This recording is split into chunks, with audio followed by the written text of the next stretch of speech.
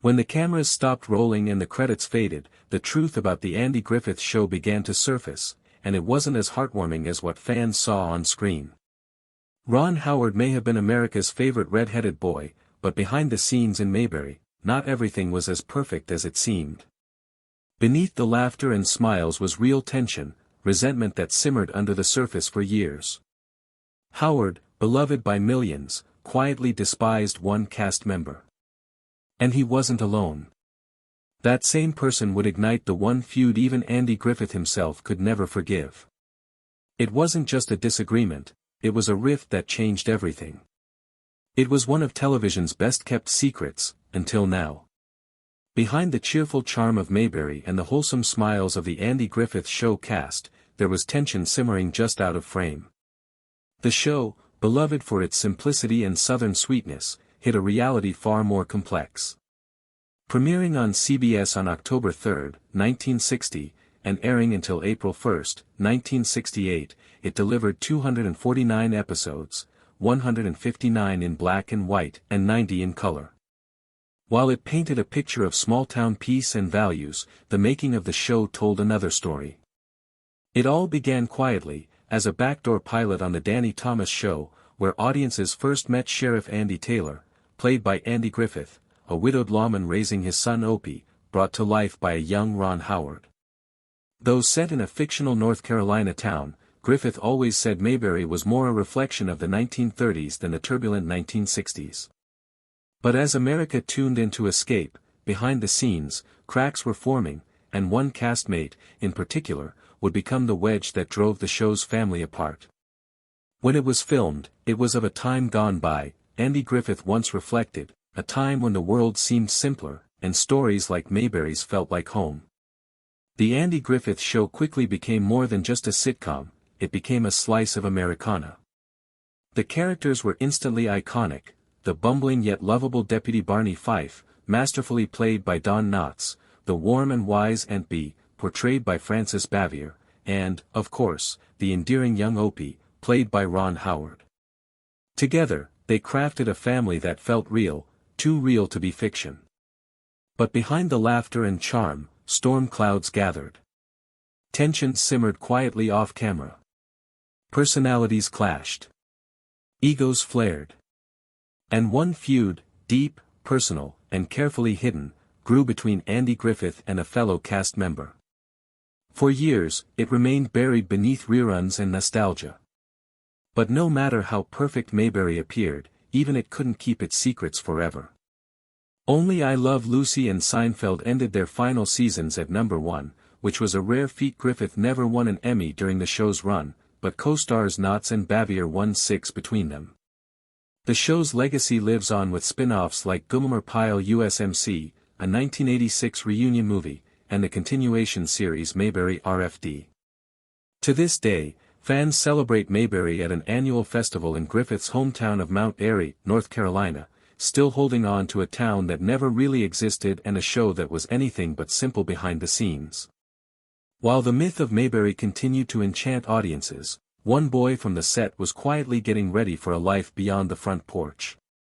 Ron Howard is best known today as a famous Hollywood director, but before that he was America's favorite red-headed boy on one of TV's most popular sitcoms. He was born on March 1, 1954, in Duncan, Oklahoma.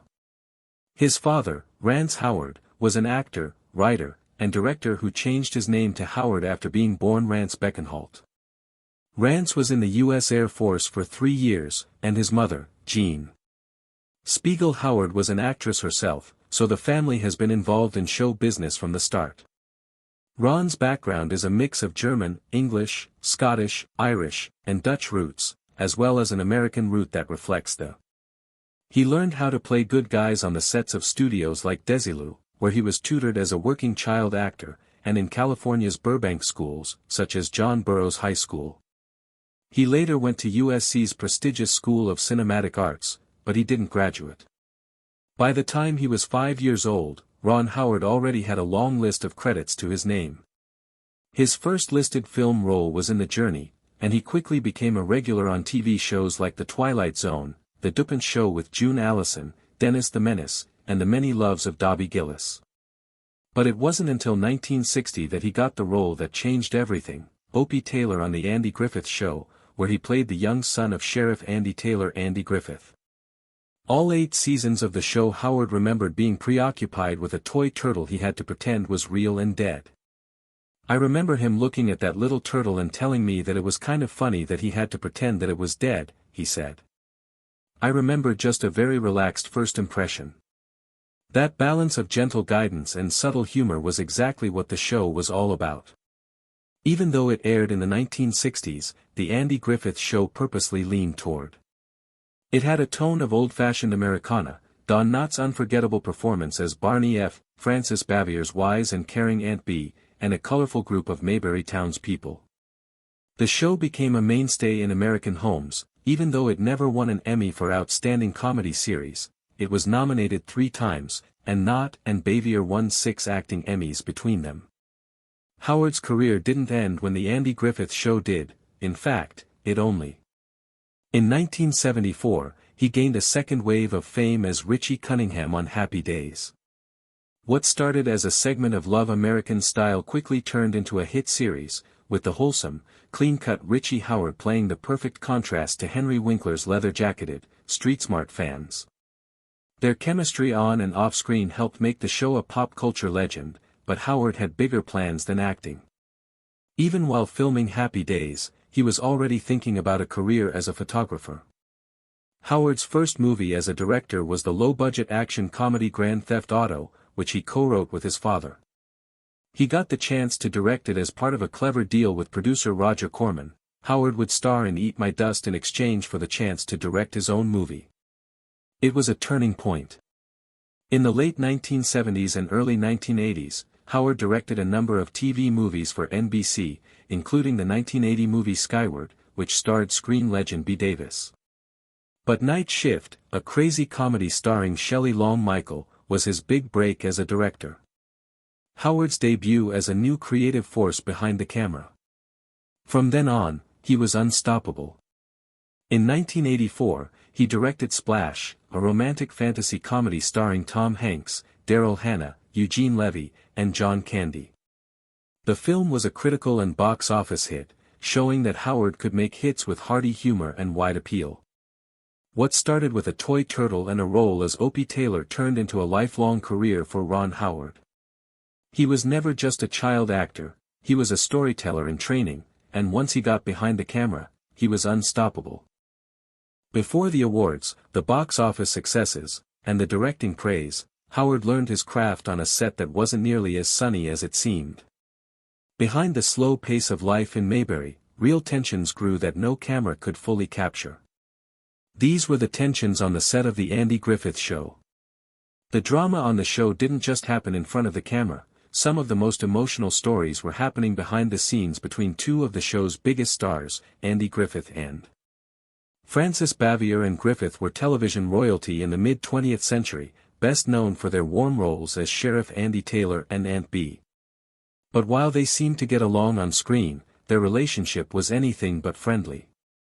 It was similar to Selena Gomez and Francia Raíz's famously tense friendship. The tension between Griffith and Bavier added drama to an otherwise feel-good classic. For decades, fans and entertainment historians have been curious about what caused this rift. They had deep personality clashes and different professional values. It wasn't just a short misunderstanding, it was a Cold War that quietly simmered behind Mayberry's white picket fences and followed them long after the last episode aired. This feud, which is often talked about but rarely confirmed, has become part of the show's deeper legacy and makes it harder for people to enjoy the happy memories they have of The Andy Griffith Show. At its heart, the show was Andy Griffith playing the cool and collected Andy Griffith. Sheriff Andy Taylor kept the peace in Mayberry without ever raising his voice. He was a widowed father, a wise police officer, and the town's steady moral compass. He handled parenting, policing, and neighborly disputes with timeless grace. His charm set the tone for the show, warm, grounded, and quietly heroic. Frances Bavier played Andy Taylor's strict, kind Aunt Bee. Aunt Bee wasn't just a caretaker, she was the emotional center of the family. Taylor household, Griffith's portrayal of Aunt Bee made her a cultural touchstone, Together, Sheriff Taylor and Aunt Bee represented a sense of home and community that millions of viewers loved, but while their characters painted the perfect picture of small-town family life, things were much rougher behind the scenes. According to classic country music, the tension between Griffith and Bavier came from basic differences. Bavier, who was very private, kept her distance from her co-stars on purpose, while Andy Griffith was friendly and outgoing off-screen. Some people thought that Bavier's preference for solitude came across as cold or distant, but it wasn't just her shyness that caused problems, it was her high standards. She took her role seriously and expected everyone around her to do the same. Ron Howard, who played Little Opie Taylor, has often talked about the positive impact she had on his life. Howard Morris, who played Ernest T. Bass and directed a number of episodes, once said that working with Bavier was like navigating a landmine. He said that even a seemingly simple direction, like telling her to move a few inches for camera framing, could cause strong resistance. Bavier was very particular about her space and presentation, and any challenge to that was not welcome. Her accuracy, while admirable, sometimes led to awkward standoffs with her coworkers. In an interview cited by Cheat Sheet, Griffith himself talked about one of these situations.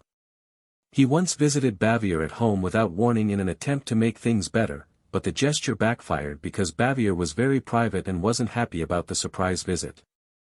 Instead of healing old wounds, it made them worse and strengthened the wall between them. But as life has a way of humbling even the strongest hearts, change eventually came. Near the end of her life, Bavier was fighting cancer, which gave her time to think, so she picked up the phone and, after years of tension, she called Griffith and was ready to be honest.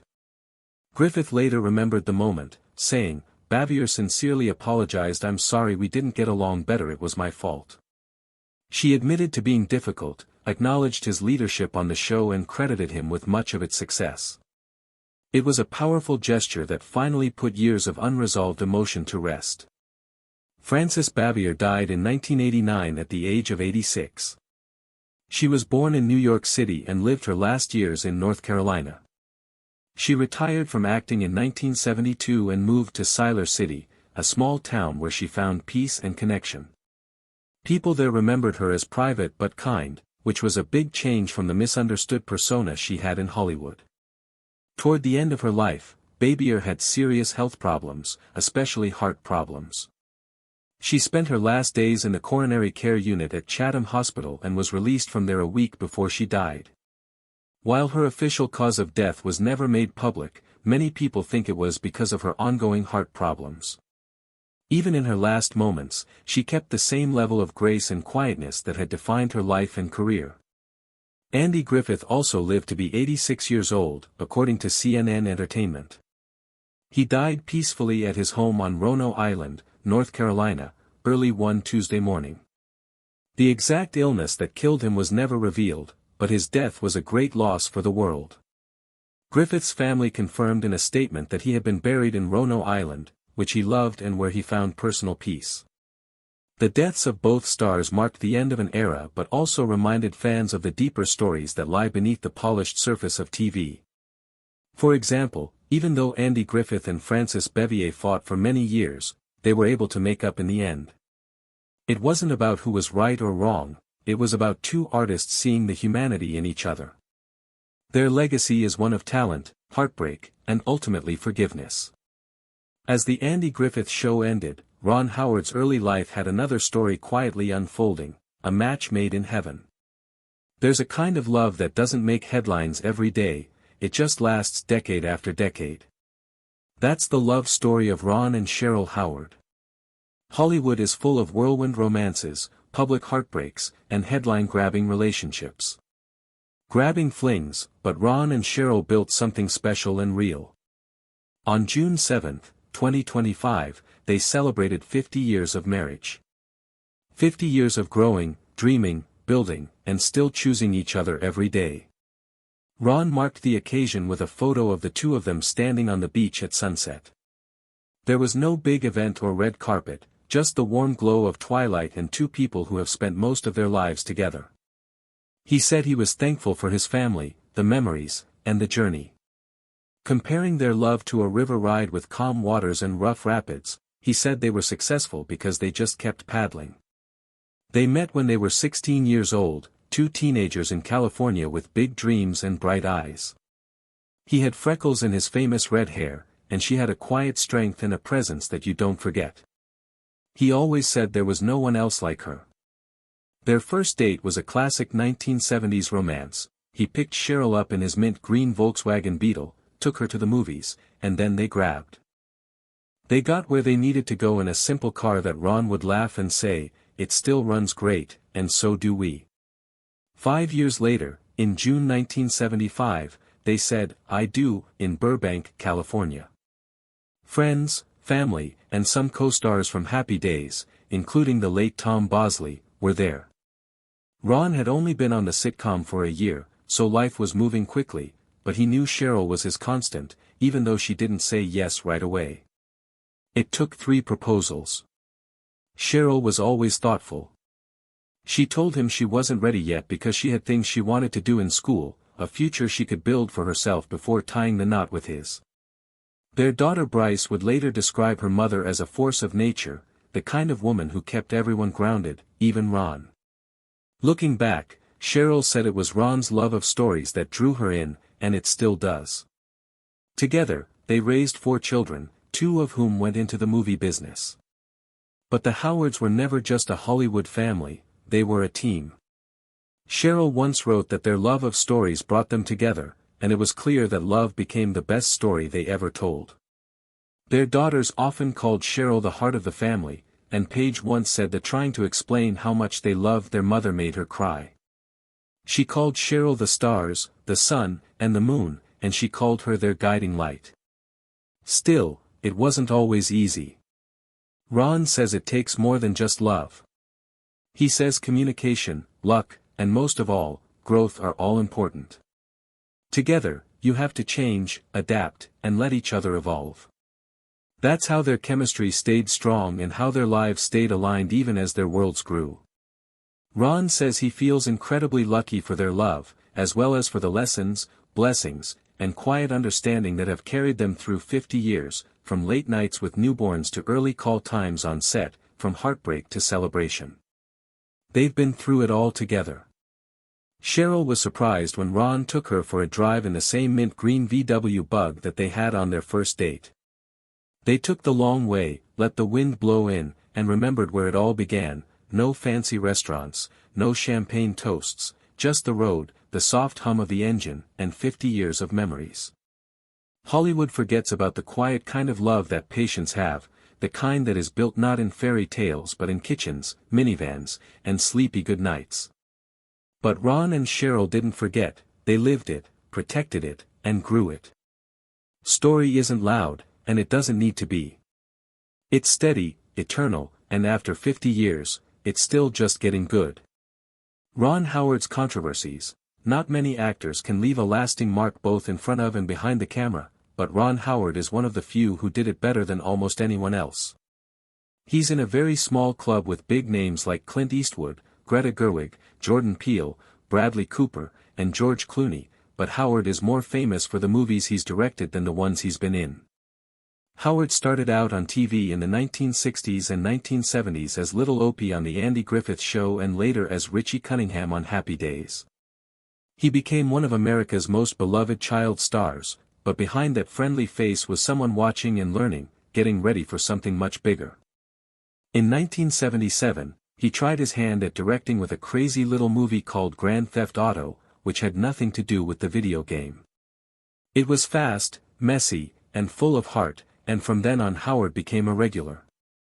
He became famous in Hollywood slowly at first. In the 1980s, he directed Splash, a fun romantic fantasy starring Tom Hanks and Willow, a daring adventure story that showed his talent, but not everyone took him seriously. The 1990s didn't help much either. A few of his movies didn't do well, and some critics started to wonder if he'd ever make a great movie. Then came 2001 and How the Grinch Stole Christmas. A Beautiful Mind came out the next year. This was the moment when everything changed. Mind was based on the true story of John Nash, a brilliant mathematician who battled mental illness. It was powerful, moving, and unforgettable. The movie starred Russell Crowe, Jennifer Connelly, Ed Harris, and Christopher Plummer. Many people thought it would win a lot of awards before the ceremony even happened, and it did. Howard won Best Director, the film won Best Picture, Best Supporting Actress, and Best Adapted Screenplay. But not everyone was happy. Some were angry that important parts of Nash's life had been left out. The fact that he didn't support the child he had outside of marriage was left out, and critics said Howard was watering down the truth. He later admitted that those parts were cut out to focus on the heart of the story, but that didn't stop the backlash. What bothers Howard more than the criticism is how it started to affect Nash personally, which he says is crossing the line. For someone who has spent almost 7 decades in the spotlight, Ron Howard has built a reputation as Hollywood's calmest storm. Howard is the quiet, steady director that studios trust when they don't want drama, just results. But even he has lines that he won't let others cross, and those lines have become clearer over the last few years. Howard once turned J.D. Vance's best-selling memoir Hillbilly Elegy into a high-profile Netflix film. It was a project that Howard approached with care, focusing on the grit and resilience in Vance's upbringing. At the time, politics didn't dominate their conversations. Vance wasn't a senator, and Howard wasn't looking for a policy partner. That was fine with Howard.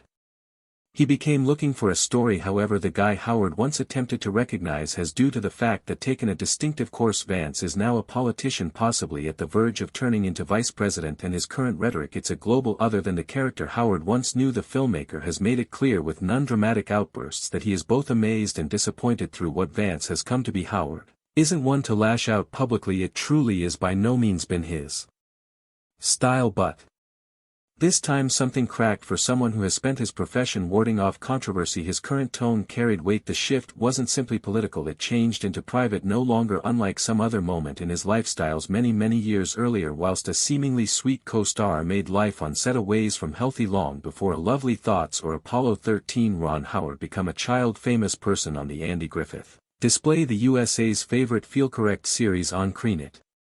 Changed into all folksy allure. However, backstage things weren't constantly sunny in Mayberry. Most enthusiasts assumed the Forged got alongside simply as properly off Digicam as they did on it. However, there was one cast member young Ron dreaded sharing scenes with. Frances Bavier, better called Aunt B. She becomes stern cold and never treated him just like the adored youngster the us idea he was, even as the audience noticed a loving aunt fussing over her nephew. Howard noticed something else entirely, someone rigid, annoying, and nearly not possible to connect to even a long time later. Whilst requested about his time at the show, Howard in no way pretended Aunt B was his favorite memory returned then of Path. Howard didn't talk out, he was just a boy playing Opie. He kept his head down, did his activity and smiled via it, but there were moments when that smile slipped, like in the course of the Notorious Pickle Story episode in which Opie had to consume jars of Aunt B's famously awful pickles. What audiences failed to recognize turned into that Ron genuinely hated pickles, ingesting them over and over for more than one takes, pure misery and operating contrary Bavier for the duration of that scene, the emotional cherry on pinnacle. That tension stayed buried for years, by no means absolutely addressed. However, people who knew the cast behind the scenes might later verify it. Howard and Bavier surely did not get along. She wasn't merciless, however she turned into icy. She by no means heat to him, and as he grew older that distance failed to fade from reminiscence. It lingered no longer in bitterness but in readability. Howard had discovered early what it felt want to paintings with someone who made you experience small. So whilst J.D. Vance started speaking in ways that clashed with the vulnerable story Howard as soon as tried to share it brought on something old. This wasn't simply politics, it was approximately trust, empathy, and being blindsided by means of someone you once thought you understood. He did not have to call all people out. The silence between his lines stated sufficient. Years in advance Howard had confronted criticism for A Stunning Mind 2. The movie swept the Oscars, but it also drew backlash for omitting principal truths. Approximately its situation John Nash. It become a reminder that telling a person else's tale, in particular someone complex, comes with risk. In case you melt the edges, someone will word if you tell too much, a person will protest. Both manner the storyteller includes the burden. And now looking Vance's political upward thrust, Howard is sporting some other now, not due to the fact he made a horrific movie but due to the fact the man at its middle have become a person unrecognizable. It's the same sting he felt a long time in the past when the warmth he needed to fake for Aunt B in no way matched the sit back she dispatched his way. Howard's takeaway Do not count on what is at the back of the smile, a comfy script, a fascinating persona, a nice selling e-book. None of it guarantees authenticity. Humans can shift, they could disappoint you, they are able to rewrite their very own stories in approaches that depart you thinking why you ever attempted to help them tell it in the first vicinity. Still, Howard is not sour. He has evolved from an uncomfortable infant actor to a director with Oscars on his shelf and many years of agree with banked in Hollywood. He's discovered to choose his moments, and this political one was really worth talking on. He didn't rant, he did not attack, he reminded human beings of one aspect: watch closely, assume critically, and for the affection of the entirety vote, because the memories we consider nowadays shape the headlines we awaken today after today. And if all and sundry is aware how without problems an individual can fool an audience, it is Ron Howard. He's seen it play out on display on set and now on the national level. What Ron Howard's film have you seen? Let us recognize inside the remarks below. Also, like says MMA, subscribe and click the subsequent video proven to your display. You may enjoy it.